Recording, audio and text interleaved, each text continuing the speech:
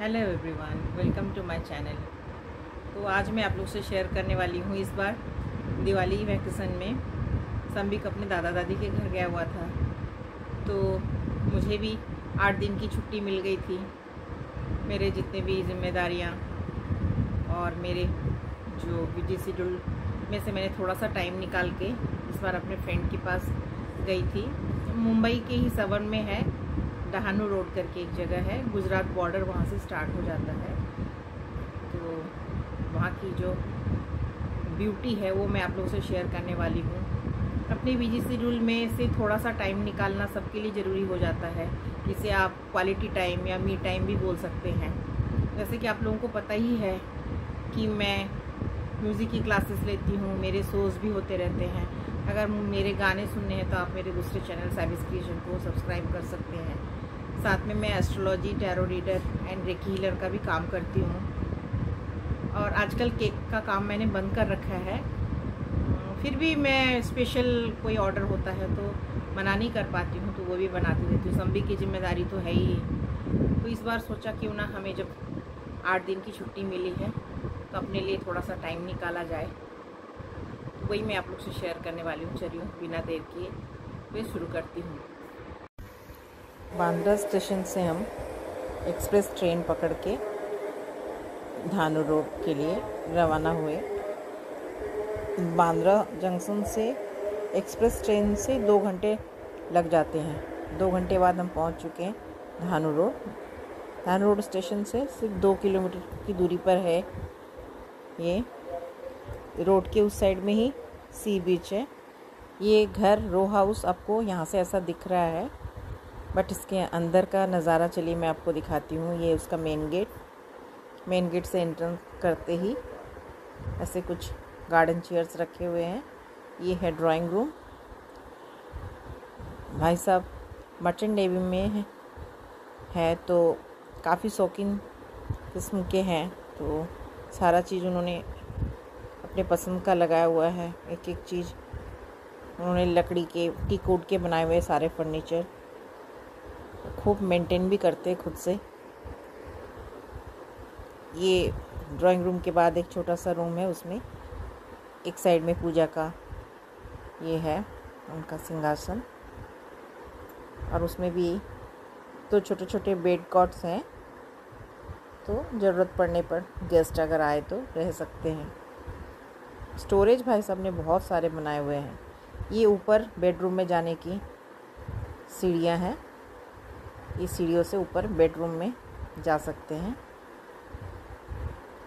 इसके बाद ये आपको यहाँ पे घड़ी दिखेगी, एक मैं आपको दिखा रही हूँ। 2 घड़ी, उसमें अलग अलग टाइम, क्योंकि इनके बच्चे कनाडा में रहते हैं। इस घड़ी को इन्होंने कनाडा का टाइम डाला हुआ है कि बच्चों से बात कर सकें, और ये है इंडियन टाइम। रोहिणी किचन में कुछ तैयारी कर रही है हमारे लिए। ये उसका वेज किचन है, यहाँ पे वेज खाना बनता है।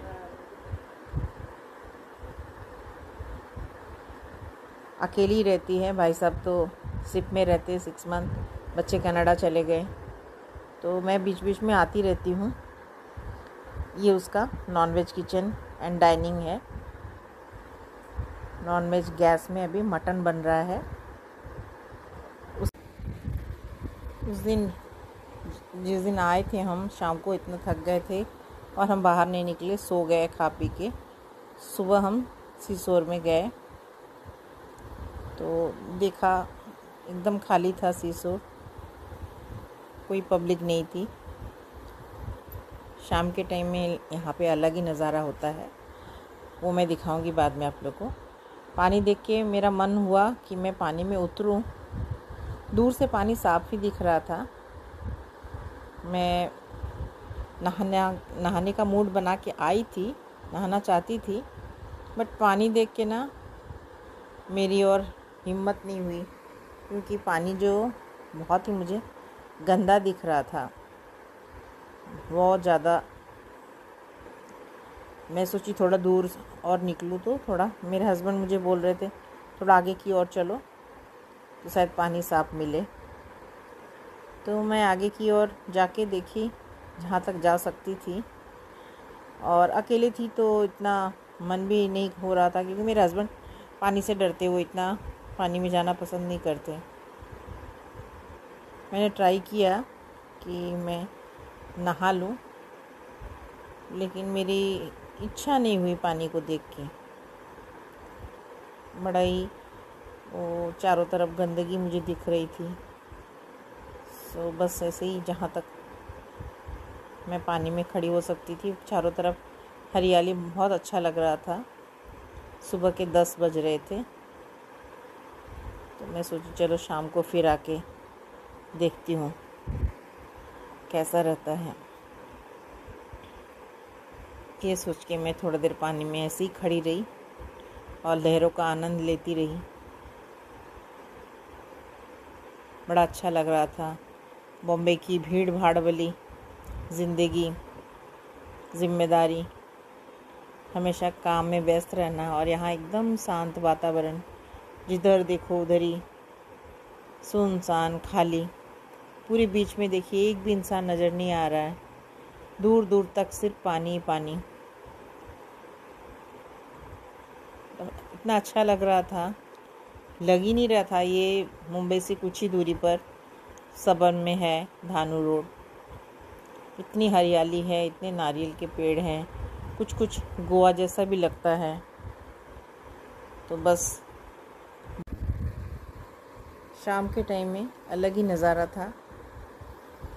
देखिए लाइटें जल रही है, बच्चे खेल रहे हैं, एक घोड़ा भी है तो बच्चे इसकी भी सवारी कर रहे हैं। सब बैठे हुए स्टेयरकेस में बैठे एंजॉय कर रहे हैं। इस टाइम कुछ रेडी वाले भी रहते हैं यहाँ पे। हम लोगों ने थोड़े से सेल्फ़ी भी निकाली। मुझे सेल्फ़ी निकालना वैसे आता नहीं है, ट्राई किया। टीनेजर लोग इतना मस्ती करते हैं तो क्या हुआ, हमारी उम्र अभी नहीं रही, तो जब जागा तब सवेरा। उसके बाद हम मन बना के आए थे बर्फ़ का गोला खाने के लिए। अगर आप मुंबई में रहते हो और मुंबई के सी बीच में काला खट्टा नहीं खाया, बर्फ़ का गोला तो स्कूल डेज में हम लोगों ने बहुत खाया है, उसका डिफरेंट मज़ा था। लेकिन ये मुंबई का जो काला खट्टा है, ये आपने अगर टेस्ट नहीं किया तो आपने क्या मिस कर दिया, मैं क्या ही बताऊं। एक बार ज़रूर ट्राई कीजिएगा जब भी मौका मिले। तो मैं तो घर से सोच के ही आई थी, मुझे पता था यहाँ पे ये जो गोला वाला है ये अपनी गाड़ी रात को रोहिणी के पापा के गार्डन में ही लगाता है, तो उसने स्पेशल केयर लेके हमारे लिए काला खट्टा बनाया। मेरे हस्बैंड को ये सब बिल्कुल पसंद नहीं है, लेकिन फिर भाई साहब को भी बहुत पसंद है। हमारे टाइम में बर्फ़ को घिस के ऐसे बनाते थे, लेकिन आजकल तो मशीन आ गया है, तो मेरे हस्बैंड को भी हमने ज़बरदस्ती पकड़ाया।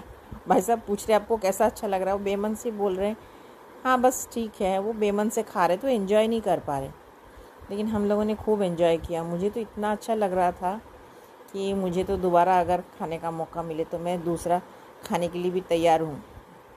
लेकिन मेरे हस्बैंड मुझे डांट रहे, गला ख़राब होगा, मौसम चेंज हो रहा है, तो ज़्यादा नहीं खाना। मैं एंजॉय कर कर के आराम से खा रही थी। अभी भी मेरे जीभ में पानी आ रहा है उसका टेस्ट।